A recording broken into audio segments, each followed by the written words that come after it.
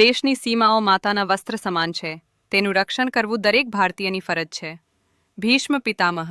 નમસ્કાર દર્શક મિત્રો, સરહદ ન્યૂઝ ચેનલમાં આપનું સ્વાગત છે. હું અનિતા ગોસ્વામી. હવે જોઈએ સમાચાર વિસ્તારથી. થરાદના મેઇન નર્મદા કેનાલમાં યુવકે જંપલાવી હોવાની શંકા, વિસ્તારમાં ચકચાર શોધખોળ શરૂ. થરાદ તાલુકાના જાંડલા અને ડેલગામ વચ્ચે આવેલી મેઇન નર્મદા કેનાલમાં એક યુવકે જંપલાવી હોવાની શંકાસ્પદ ઘટના સામે આવતા વિસ્તારમાં ભારે ચકચાર મચી ગઈ છે.